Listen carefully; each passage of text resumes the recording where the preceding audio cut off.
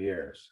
And you're really seeing that happening across the world. In 2016, we did the first Sunwise program for MPPD.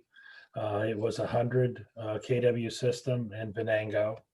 We're currently doing the one in Norfolk, which is 85 times the size of the project we did only 4 years ago.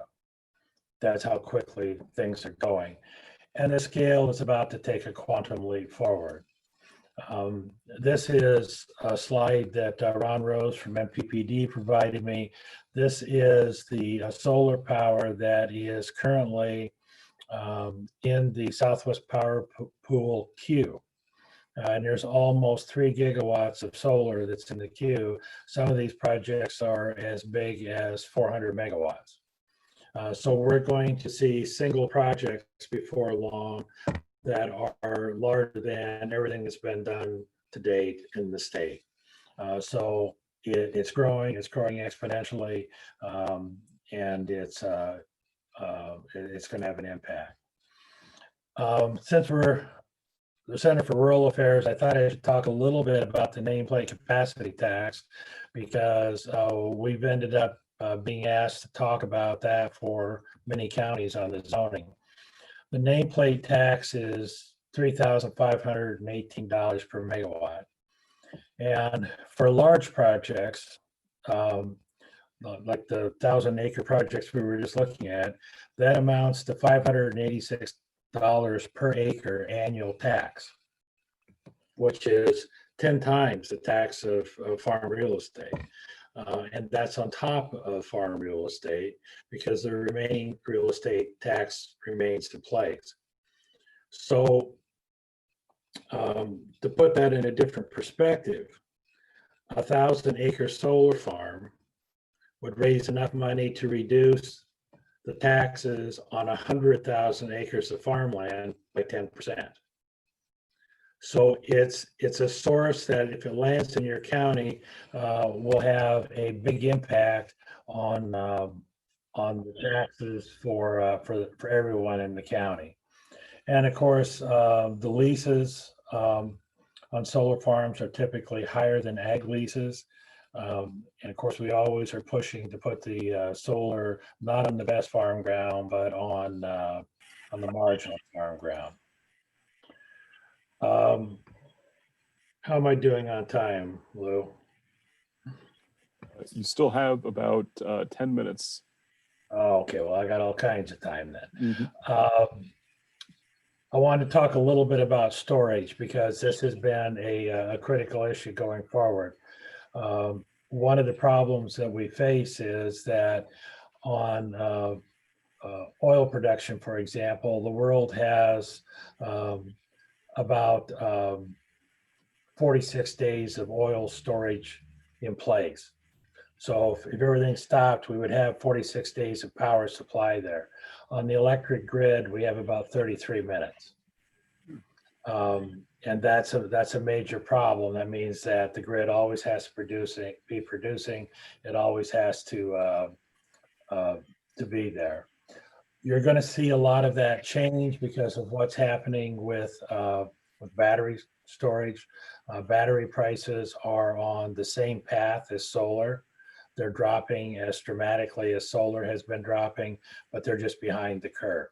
But you're going to see over the next 5 years, batteries do what solar's done the last 5 years. Wow, good. I always have to throw in a pitch for electric cars. They're going to change a lot of things. People know about Teslas, but General Motors, for example, has announced that they're going to an all-electric future. Most of the European countries, California, have put a time limit on gasoline engines. And when that happens, it's going to change what happens with our grid in Nebraska pretty dramatically. The production's going to change, transmission needs, storage capacity, time of day for peak demands. It's all going to change when those cars get online. How does solar fit in on that? Well, 2.5 kilowatts of solar will power a Tesla 15,000 miles a year. And when you think about the cost of that, if you compare it with average costs and average mileage, that means that 2.5 kW of solar would replace $1,730 of gasoline a year. And you throw in the credits, and suddenly your payback on solar to power your car is about a year. I wanted to talk a little bit about economies of scale, and this is in part a lead in for Brian. The larger the scale, the cheaper the utility gets. And residential is by far the most expensive solar out there. Community solar brings it down a little, and you take it to a larger scale, it comes down even more. So what that boils down to is you can go out and build a large system at literally half the cost of a small system. So if you have somebody that is able to build a system at that scale and then split that up among citizens, it allows them to bring their costs way, way down. Nobody has done this better than Brian Newton. Brian figured this out in Fremont, and he's been the master at it, and other places are trying to copy it. But what he's been able to do with that is essentially give people solar at commercial costs for residential units. So I was going to stop with that and turn it back. Thanks, Cliff. And it looks like Martin is with us. Martin, can you hear us? I can. Can you hear me? Yep, we can hear you. Excellent. All right. All right. I think we'll circle back to Martin, so that will be a teaser for Brian's portion. Okay. But Martin, I will start your slides and you can go right into your presentation. Great. Well, I appreciate you waiting. I've got some, I'm a little bit computer challenged out here, and I'll work on that as we go through. But anyway, I'm going to be talking about net metered solar. This is what we talked about. This is the residential. This is probably the most expensive per kilowatt, but it also is a huge market. Next slide, please. So, next slide. Hold on, I'm also being computer challenged right now. So just. Okay, I'm just going to talk a little bit about myself and my company. I started this about 8 years ago when farmers had a lot of money because corn was $7. And I also have a long history with renewable energy, so I thought this is what I should do. And so I started this company. Then I partnered with North Star Solar Bearers. That's Jim Knopping and his family. Next slide, please. So I'm the one that does the work with the customers. I help them design their system. Obviously, I collect the money too. That's the fun part. But then I order the materials and manage the system. And there's always problems with shipping and delivery and broken things. And so I walk everybody through this, and I'm the kind of the general manager behind that. And so that's been the fun part as well as being the challenge. Next, please. So this is the Knopping family. They're the ones that do the hard work. They are the ones, our installers. They built the frames. This is Jim and his son and grandson. So they all work together on this. This is an example of one of our systems. Next, please. We specialize in seasonally adjustable ground mount net metered systems, as I said, 25 kW or less, because that's what the state of Nebraska limits the net metering to. We have no batteries. We use the grid to store our energy. And most of our systems are designed just to offset the power use. So we're not trying to generate or sell power into the market at the prices we have to deal with. We can't afford to do that. Next one. This is kind of where I started. This is kind of like I said, the beginning. I put this together because I wanted to see if it actually worked. I was looking at wind, and therefore why I have a wind and solar in my company. But after looking at wind, small wind, it just wasn't feasible. So I pretty much focused on solar after that. So this is my very first system. It's been sitting there about 8 years now. It's about an 8 kW system.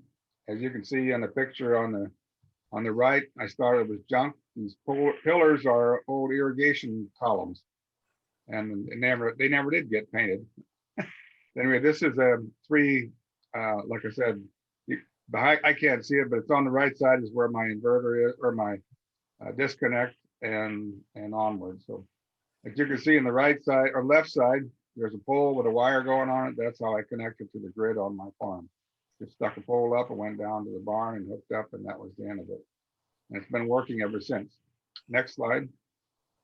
This is what Jim Knopic did. He came to visit me and he said, I like what you did, but can I improve it? And I said, sure, you do what you want to, Jim. Take my ideas and go with them. So this is his first system on his farm. You can see the frame size is still the same, but he greatly improved the painting and the presentation of it. And what really helped was the way he adjusts them. And the picture on the right, you can see this bar sticking out. And there's also, it's sitting in the middle hole right now, and it can go to the other 2 holes. So that's where we set it for the different seasons. Next slide. This is our latest model down at Belgrade. We just stuck it in. We went black because the channels are black, the rails are black. And so we went with that too. Enough of the silver paint. Again, it's still adjustable.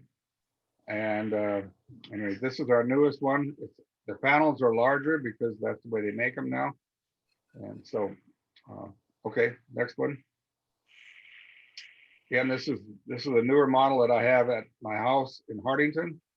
Again, it shows more just the way that things looks underneath. It's great. You can mow under it. The grass grows well. It's not an issue. Yeah, it's good. Next. This is a picture of yours truly. I couldn't find anybody else to step in, and this is how we adjust them. It's pretty simple. There's a winch. Again, this is Knopic's idea, and I give him all the credit. This little winch hooks on there and hooks above, and then we just unhook that brace that's laying there against the post and adjust it to where we want to, and then put it back in the holes that we want to. In town here, I adjust mine, of course, 4 times a year, and it takes all of 5 minutes. Not a big issue. This works good for, again, for residential and farm units. I'm not sure it would pay if I had a large, megawatt field somewhere, but it works nice this way. So we like about a 10 kilowatt system is about what it takes to power a house. And we in Hartington see it that way. And so it fits well. Next. Talk a little bit about net metering. This is what everybody wants or hears about anyway. It's the law that we, with Farmers Union and other organizations, we got passed in the legislature. Next. Simply, it means that the system uses the utility power when it needs it, and then it puts power back out on the grid when you generate more than it should. As you can see on the panels on the right side, the energy comes out of the panel at DC, direct current, and it goes into the inverter. The inverter looks at the power coming in, and it also looks at the grid power, and it matches the grid power coming out of AC. So we need the grid in order to make this thing work, because we want good power that matches what's in the grid. So as it comes out of the inverter, it can either go to the outlet, which represents your house or your farm, and then you're using it from the solar panels. If you're putting out more power than you're using, then it goes into the meter and obviously back out onto the grid. So you're actually turning the meter backwards when you're putting out more power. Okay, next slide. So this is a little more wordy. Same thing though, it just talks about how the system works. In the mornings when this system is not working real well, not a lot of power coming in, that's when we use a lot of power for breakfast or whatever. And so then we're probably pulling power off the grid. But then in the afternoon, when we're gone to work or whatever, then we're in it, the sun is high, and we're making a lot of electricity. So then the power is going on the grid. And again, in the evening, it comes back off. So we're just trying to average that out. That's about all this says. It's just a lot of words doing the same thing. Next, please. Net metering process. So this is how I would go about what I recommend to my customers. First of all, you determine what your usage is over the last 2 years. You can get this from your power company. They usually have it on record. Then you decide how much you want to replace. 50, 75, or all of it. And we do not recommend anybody who try to replace more than 100%. Because in other words, you'd be generating power for the grid. And at the the buyback price, we can't make any money on that. Because in our district, they pay us what we call avoided cost. So that's the cost that our REA pays to NPPD for the power. And we just can't match that at the prices we have to pay. In the larger solar units, I'm sure you can make that work, but not at this size. So then the next thing is determine, I'm helping you just find a provider, or you should find a solar provider, determine the size you need. One thing I'd caution here, before you decide that, it would be good to look at your usage and see where you can conserve. Because money spent or practices or behavior spent on cutting your use will go much further than buying something to cut your bills. It's just absolutely the way it is. So determine the size you need, how big, then look, is your site appropriate? Do you have a good spot for it? We don't, like I said, we don't work on a roof very often. So we like it on the ground. We can work on it better there and we can adjust it. So again, that's what we have on what we sell is the adjustable part, and then determine your cost and paybacks. And we'll talk about that later. Then you finally apply to your company for at least 60 days prior to when you expect to be ready to put it on. So that's pretty much the process. Next, please. This is an example of my usage. You saw an extra meter on my system.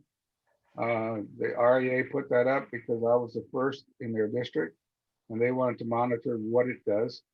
So this is one day in the month of June, several years ago. It doesn't really matter, but just shows you how we can start at about 8 o'clock.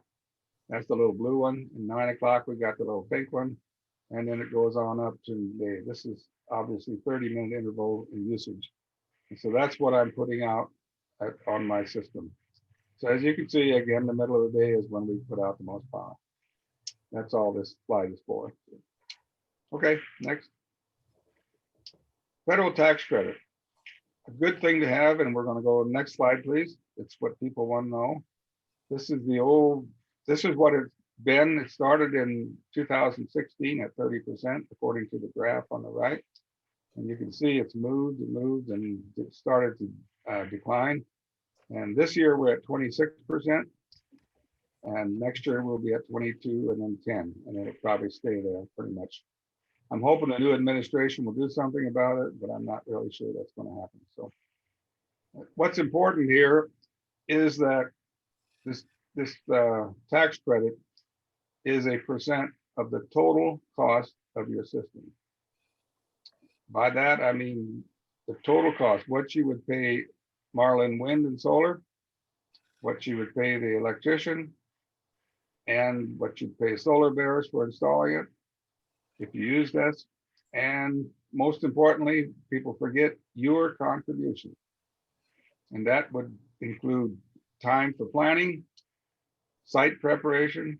If you want to help, we've had people bring their own machinery to help us install, and you get credit for that. And so and that adds to the total, which again, the tax credit is a percent of the total. So it makes a big difference. And of course, the other thing is that this applies to both residential and commercial systems. The one time it was only commercial, but it's also residential. One thing I'll mention here, I think it comes up later also, is if you're building this for your farm and it's a business venture, in other words, much of your electricity goes to your business, then you can also depreciate that portion of the system as well over 7 years. Okay, next slide, please. How does the credit work? As long as you own the system, you're eligible for the investment tax credit. And if you don't claim it in 1 year, you can sure do it the next year. So it rolls over as long as there is some sort of tax credit in effect. That's something too people have to worry about, especially some of the farmers that really aren't making a lot of money anymore. So they say, I'd love to do this, but I don't have a tax liability anymore because I'm not making any money. So you can roll that over to several years in advance. Next, please. How do you claim it? You do that when you fill out your income tax. I work through my accountant, and I just remind him that I have it, and I give him a slip, a breakdown of what my costs are, as I said, including mine. And then he goes forward with it after that. I don't do it myself, but there's lots of help with that. In previous years, you had to have it up and running in the year that you wanted to claim your tax credit. Well, that has changed, and now it begins the year that you begin your construction. Even if it's not completed, even if it's not in operation by the end of the year, as long as it's operational by 2023, which is when the tax credit system is scheduled to go away. So that's a big boon for those who want to get started, but really don't have it all done yet. Okay, next, please. This is about payback. This is about how quick it recovers. You guys heard a little bit about that before. So this just means the solar panel payback is the calculation of the time it takes for you to break even. I call it recover your out-of-pocket costs. So the next one, please. So first of all, to get this done, you calculate how much money you got invested in it. It's pretty easy. And then from that, you subtract. Now, this is your out-of-pocket cost, not your total project yet. Determine the combined cost, and then deduct the incentives. Like I said, they could be the tax credit plus depreciation or Section 179 value. And then, so that gets you right down to what this thing is really costing you after 1 year. And then you determine your annual benefits. In other words, how much electricity you're generating and what that's doing to your power bill. It's a simple math. You divide that annual benefits into the remaining combined costs, and then that's your payback. Should be another one on this one. This is just a little thing that says the same thing. In this case, this person had a $30,000 investment. He deducted, and that's including everything that he had into it. That's the total cost, including his contribution. And then he took off the 10,000, which was at that time 30%. And then he also took out some additional incentives, which we don't have those. I have a son in Chicago that's put one on his house, and they have a they pay him for the RECs, the renewable energy credits, and so that ended up to be the same as his tax credit. So he got a really cheap system. We don't have that in Nebraska because, well, we just don't. So anyway, this particular model has a 7.4 year payback. Typically, when we put up a system, it's between 6 and 8 years that we can see a payback. Okay. These are just websites that I use and recommend my customers to look at. The EnergySage.com. EnergySage is a company that puts up systems, installs them, etc. And so I use them, and some of the slides you saw came from their website. They do not work in my area, so I can put it up there without any threat to my business. Anyway, I like it. It's good just for learning the basics and seeing how it fits. At the Disaree USA org is a listing of all the federal and state credits that are available. Again, Nebraska comes pretty short as far as state credits, but that's what it is. And then lastly, the PV Watts, NREL.gov is a great site to go look at to see what you can expect as far as how much power you could produce from your system. And I think that's the end of it, gentlemen. So thank you very much for your patience, and I'm sorry I didn't get on when I should have, but there we are. So, Thank you, Martin. And just one more reminder, if you have any questions, please put them in the Q&A or the chat, and we'll move on to our final panelist, Dr. Newton. And please add in any questions you have. We'll move into Q&A right after Brian has finished speaking.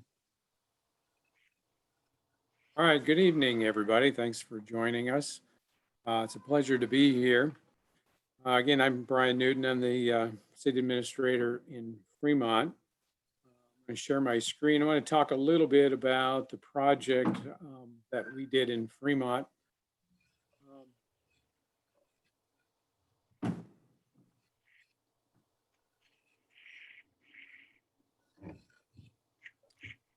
Everybody see that okay? good.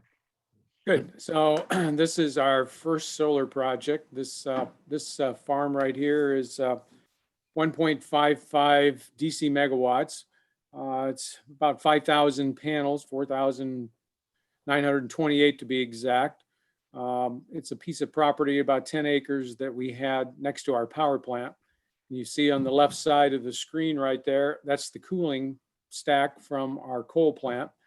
So this is a really good location to put it. It's if you've been in Fremont, it's on the east side of town. It's next to the elementary and middle school. So it's a good learning experience to have it there. Plus it's right next to the coal plant. So it's a good juxtaposition when you drive down the street to be able to see the solar farm and a coal plant in the background. A little bit about Fremont.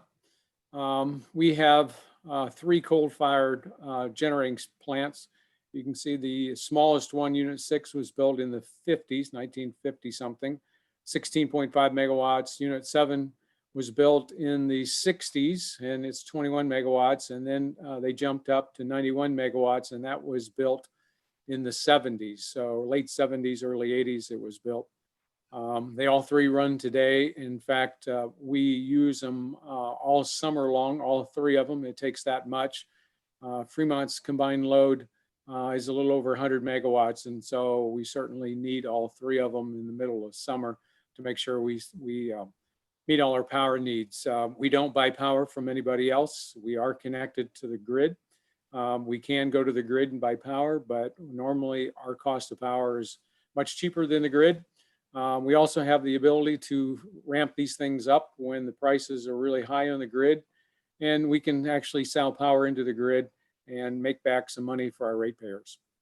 You see some of the photos on the right side right there of the power plant at the top. That new shiny steel that you see is a $50 million scrubber we added to the plant in 2016. So that's a large investment we made to make sure that we scrub all the mercury out, and so it's clean as we can get it. As I said, we're tied to the grid, so we do buy power from the Southwest Power Pool, and we also sell power into it. So far, we've got 3 projects of renewable energy. We own about a third of the Cottonwood Wind Farm near Hastings. We're the largest owner of that farm down there at almost 41 megawatts. And then we also have 2 solar farms, and I'll talk about those. Solar farm number 1 is 1.55 megawatts DC, and solar farm number 2 is a megawatt. So it's I think it's 1.24 DC instead of 1. So before we got into solar, when I moved to Fremont in 2015, we did a survey. We asked our customers, what do you think about solar? Would you be interested in purchasing solar? And we found some interesting results. And we even put the prices in there. And so they said, yes, we would be interested in solar. What was most appealing about it? They said, well, it reduces our dependence on fossil fuels. It's good for the environment, provides some savings to subscribers over the long term. it's a community solar farm, so therefore you don't have to penetrate roofs. You don't have to worry about trees or locations. And it also has good employment, no maintenance. So you can see we were rather surprised. There was quite a bit of interest in it. And then we asked how many would actually join the solar farm. And they said, well, if we were to join, the initial cost was the most important aspect. And so we wanted to make sure that what we did was affordable, that they could get in at a decent price. They said that it had to be long-term savings. And if they were going to jump in, there were going to have to be long-term savings. And they said, well, the contract, we don't want to be tied to a long contract either. We want to make sure that we can get in and we can get out if we had to get out. So what we learned is that a lot of people didn't really understand a lot about solar, particularly community solar farms. They didn't really understand what they were. They had seen solars, panels on their roofs and seen solar panels around, but really didn't understand what a community solar farm was all about. We certainly found out that they're very sensitive on price. They said that the billing wanted to be virtual. So if they were going to join a community solar farm, it was just like having a panel on their house or on their business. It was virtual. They got the same credit as if the panel was located right there at their own residence or business. And at the time, they said, well, we'd rather not have to worry about solar going up and down when production goes up and down, because some months the sun shines, some months the sun doesn't shine. We'd rather just purchase fixed blocks of energy and not have it so variable. And again, they wanted to make sure that the length of term of the contract was as short as possible. And so what we designed was this. First of all, it's available to anybody that lives in Fremont. And Fremont is about a 30,000 customer community. We have about 18,000 electric meters in Fremont. And so it's available to anybody that lives in Fremont. We offered two options, and this is what's unique about Fremont's program, is did we not only sell energy like NPPD does, but we chose to sell panels. So after we had a couple of public meetings and we listened to what the customers were saying, they said, you know, you as a utility and municipal utility, you can't take advantage of the federal tax credits. And so in other words, those tax credits are being wasted in a sense, and that you really should let us invest in there and own the equipment. And if you did that, then we could take advantage of those tax credits just as if we were purchasing them ourselves. And so after we had enough folks say that, we chose to offer that option. And so we sold panels to customers. They could buy them for $200 each. The panels that we installed produce about 43 on average, 43 kilowatt hours per month. And so if you bought one panel, you get credit for 43 kilowatt hours per month. Whether the sun shines or not, it doesn't matter. It's averaged out over the life of the solar farm, which we figured was 15 years. And so anybody that bought a panel gets 43 kilowatt hours each month. We also offered the shares, and this is the NPPD program. I didn't invent this. I stole it from NPPD, and we did a fixed price on that. We said for 6 cents a kilowatt hour, you could buy energy out of the farm, and you had to buy it in blocks of 150 kilowatt hours. And so you can see we offered, and that required no down payment, required nothing. It's simply an agreement that says, hey, I want to purchase it. And they can get out at any time.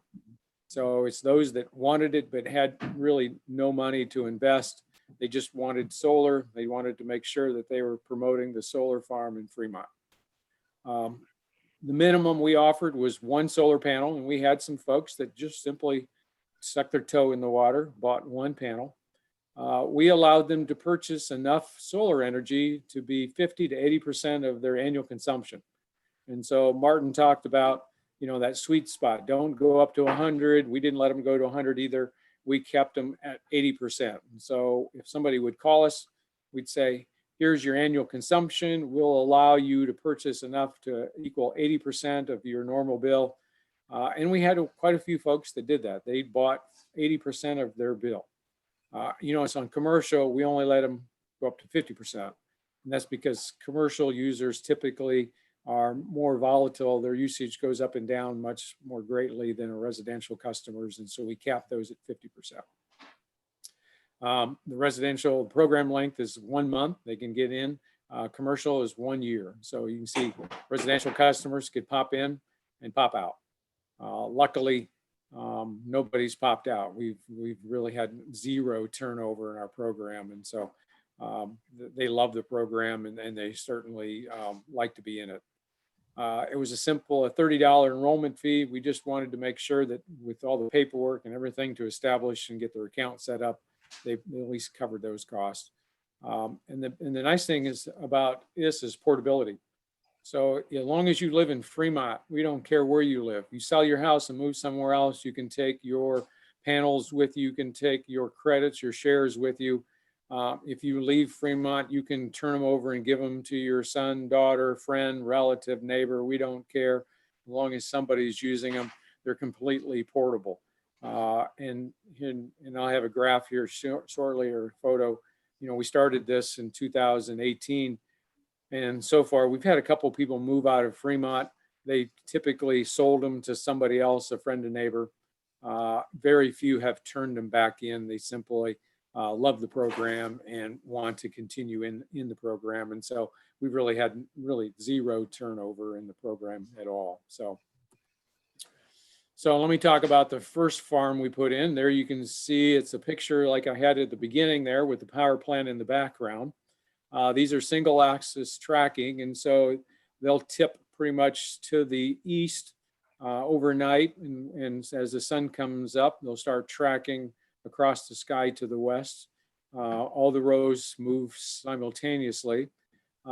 If we have windstorm comes through and it tips some of them up, a couple of the rows may be kiltered off, and then by the next morning they get all realigned, and the next day they're back in alignment again. So it works very well. When we offered this, we initially thought it was going to be a 1 megawatt solar farm. And when we put it out there, the demand was so great that we sold out 1 megawatt in 5 weeks. So I called GenPro. This is what GenPro built for us, and said, how many more panels can I buy? And they said, well, you can buy some more panels. Let's take it up to 1.55 megawatts, those 4,900 panels. And lo and behold, in 7 weeks, we sold out the remaining. And so it was subscribed 100% in 7 weeks. It was amazing. And what we had 180 residential customers. 50% of those folks took advantage of the tax credits. They bought the solar panels at $200 each. 50% said, nope, I'd rather just buy the shares that come out. I want to pay 6 cents a kilowatt hour. The nice thing about the shares is, or the panels, is that really it's a lock on your energy price. And we've locked it in for the length of the farm, which we're estimating to be 15 years. The price will never go up. That 6 cents stays flat for the entire time.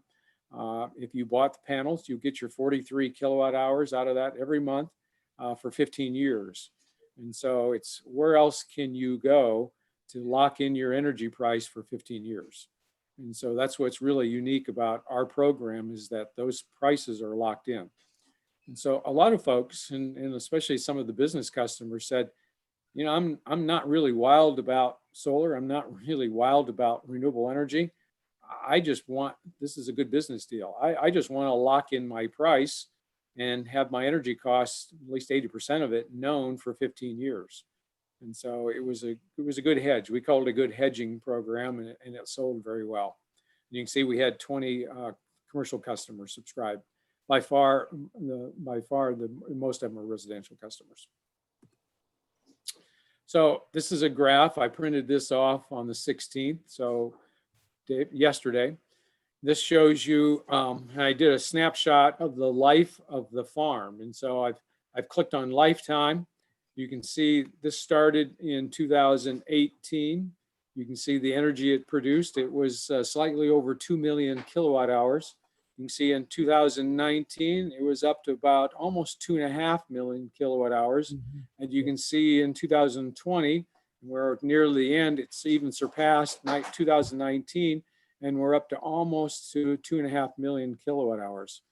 And at the bottom, in fact, we're over that. And at the bottom, you can see it's produced 2.63 million kilowatt hours. This month, it was 42 megawatt hours.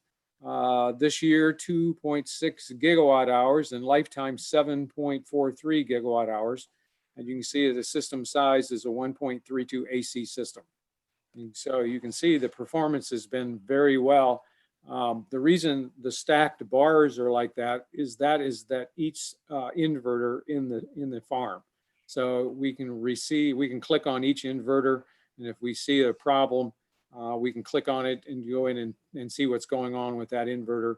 And you can see that the stacks are very proportionally even. We're not having any troubles with any of the inverters, and they continue performing very well. So we're almost 3 years into this program, and it's been fantastic, absolutely fantastic.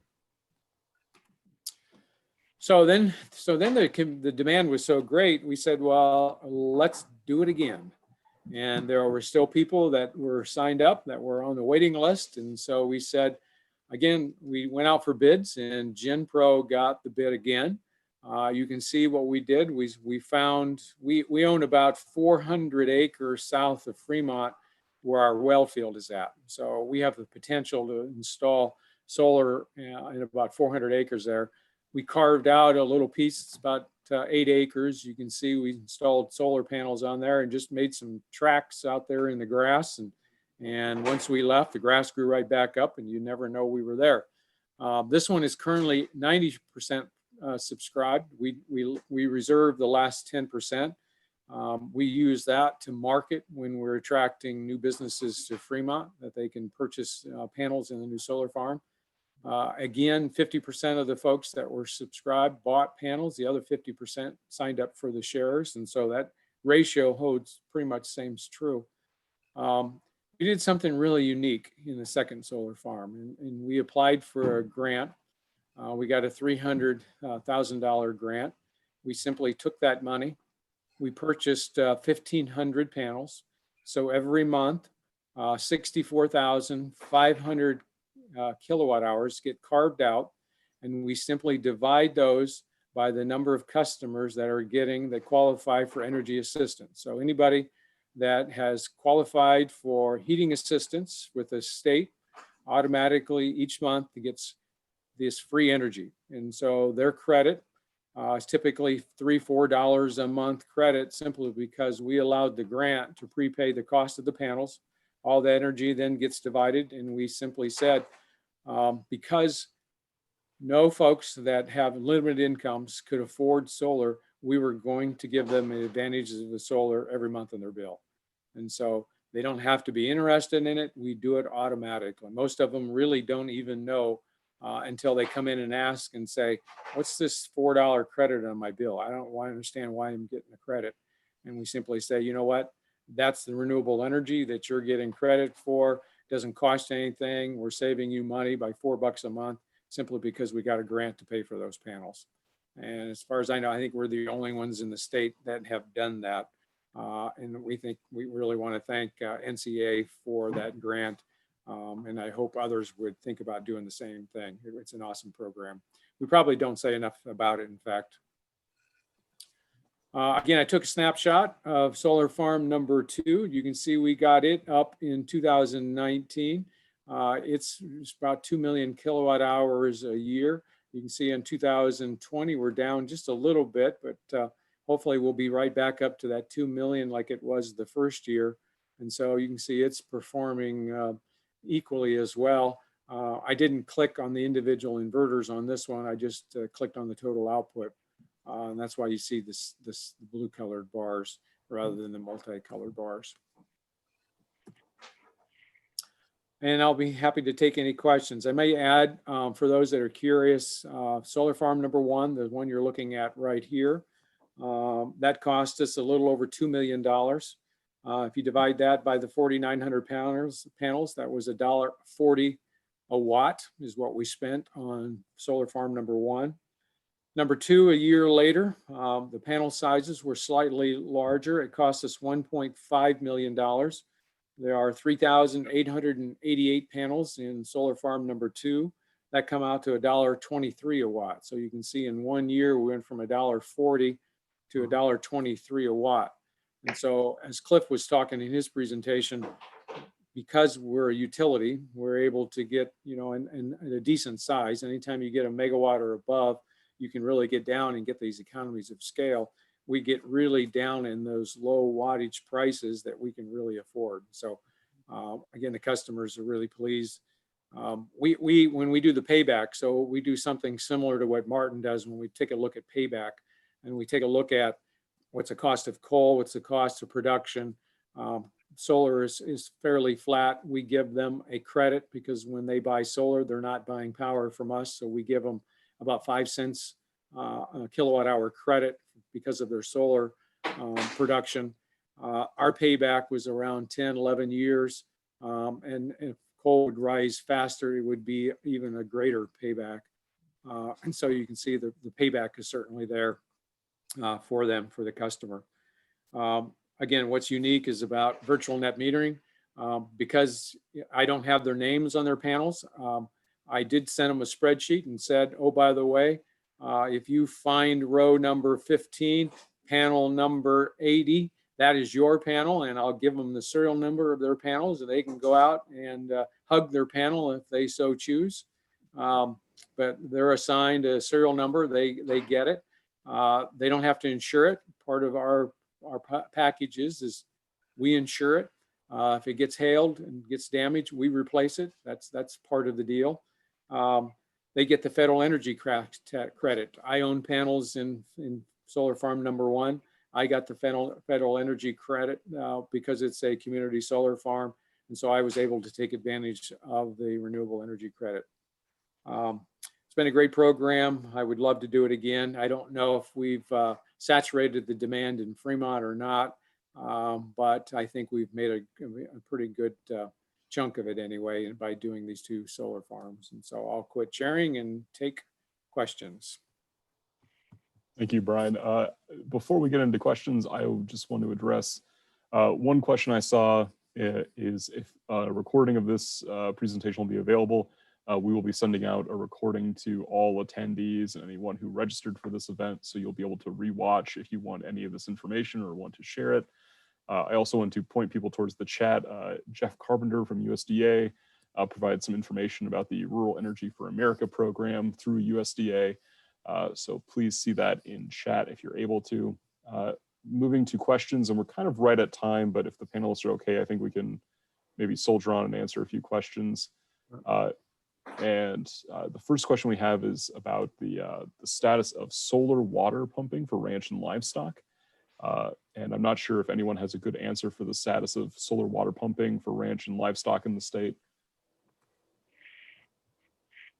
I worked with several farmers who wanted, I don't provide that, but there's plenty of companies out there that do. It seems to be very good. And people like it. It's cheaper than trying to bring the REA into the system. I know guys that have the system on a trailer, and they move it from well to well as they move the cattle through the range, and they really like it. The only downside I've heard is that some people experience a little vandalism in that the solar panels seem to be a target for some reason. And so there's bullet holes in the panels, and that's really, really unfortunate, but that's the only downside I've heard. So again, if you're not close to somebody that can shoot it, you're okay. That's the best I can do on that one. And I have 2 questions here that I think we might be able to combine. So what is the life expectancy of systems? How long do they maintain good functionality? And then someone else asked, what about the waste from panels or obsolete equipment? It seems like we can kind of combine that. So both what's the life expectancy, or how long do they maintain good quality? And then what happens with any waste or obsolete equipment? Most tier 1 panels are show an expectancy of 25 years. The inverters usually last 10 to 15 years is what I hear. I haven't been in the system long enough to see the end of that, but anyway, that's what I know about that. So I don't know anything about dealing with the waste. The waste issue normally comes up with the larger systems. And the 25, 30 years, I think, is the right answer on the age of the systems. The community projects we've been doing, we've been signing 30-year PPAs. So obviously they expect those to last 30 years. And they all have a built-in reserve for, because they anticipate after 15 years, the inverters are going to have to be replaced. So just exactly what Martin was saying. On the large systems, we generally post a bond or have an agreement for who's going to take care of it at the end of 30 years. Because on the really large systems, they're worried about the city getting stranded with something there that needs to be taken out down the road.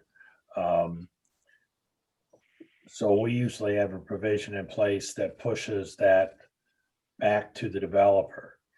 I think it's fair to say that we still don't have a great test on how we're going to get rid of this stuff at the large scale, because it's going to be years before we actually have the waste coming in at a large scale. But those systems are being worked on and get better and better all the time. As some of the early panels are getting recycled, they're learning how to do it so that they'll be prepared when we start seeing them in big numbers. Because if you're doing a 200 megawatt farm, it ends up being a big number. We anticipate repowering hopefully in 15 years, because we think the energy efficiencies that are going to be gained in the new panels might make the cost to do that beneficial. Hopefully there'll be some type of recycling program on our old panels that we can simply recycle those. Once you make the investment like we have, we're hoping that the new panels will fit on the racks.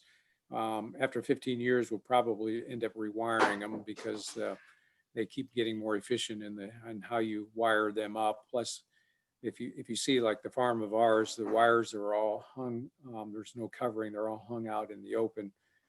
15 to 20 years, it depends on the sunlight damage, the cables might be kind of brittle. So chances are you'll end up rewiring them when you repanel them. And so, if we go 15 years and they look good, we may go to 20. When we calculate the 43 kilowatt hours per panel, that was assuming a degradation over the 15 years. And so if we get 15 years and we can get another 5 years, that's like free energy out of it. So I think that'll be a good deal.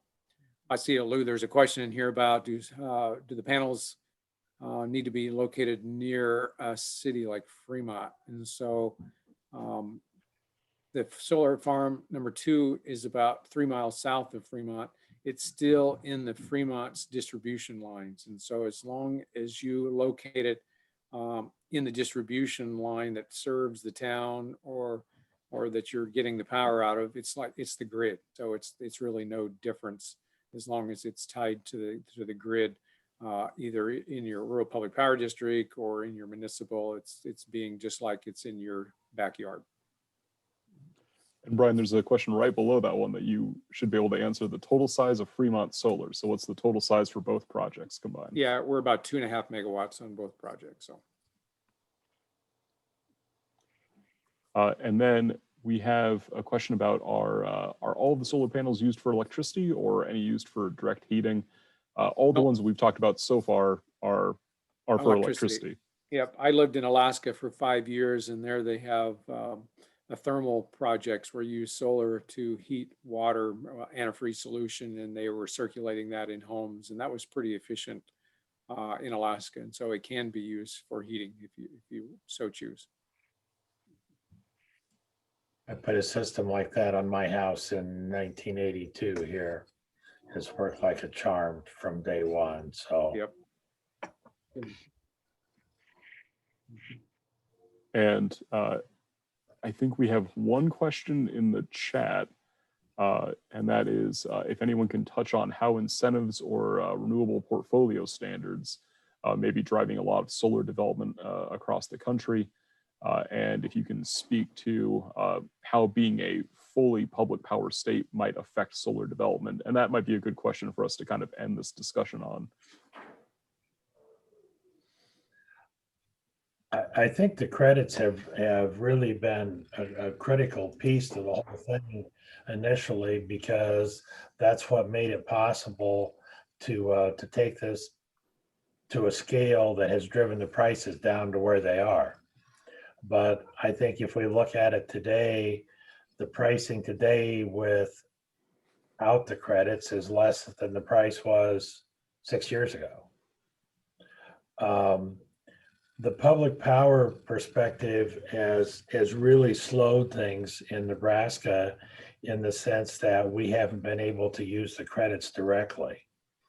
And I think that's made for a much more inefficient system than someplace like Kansas, where Evergy can go in and buy the solar or the wind, use the credits and the depreciation directly.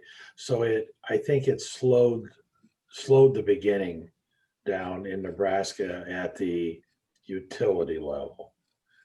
It shouldn't affect where we are at individual residential or farm, but I think at the utility level, it's clearly slowed the process. Yeah, we let the customers, because they own the panels, they can get the RECs, the renewable energy credits. Someday, if there's ever a market, they can earn those, bank those, and sell those just like anybody else can. As far as some of the working with some of the REAs, by law, they have to take 1% of their total demand in renewable energy, but not more than that. And some REAs are taking more, but some are using it as a reason to not take any more. And I know a couple of them that are running up against that. So that's, again, that would kind of pull down renewable energy. So, yeah. Yeah, and if I could just kind of cap that off, I think what we've sort of touched on here is that being a 100% public power state presents some really unique challenges.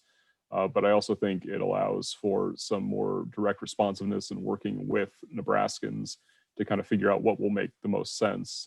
Sort of with the Fremont example, I think Fremont is a stellar example of a community kind of working together, and the utility working with the ratepayers to determine what's the correct way to proceed forward on a project like this, which while maybe it doesn't move at the fastest speed, sometimes yields some really good results for the community at large. So there's a huge opportunity while also dealing with some unique challenges.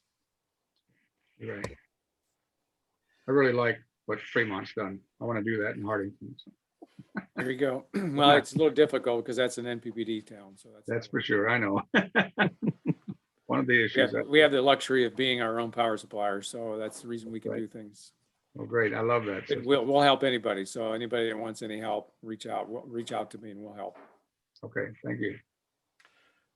Well, we're past our allotted time. I want to thank our panelists, Martin, Cliff, and Brian. Thanks to all three of you for presenting this great information. If any of the attendees have any questions, I'm sure they can reach out to you or connect with me, and I can hopefully connect them to each of you if there are questions that only you can answer.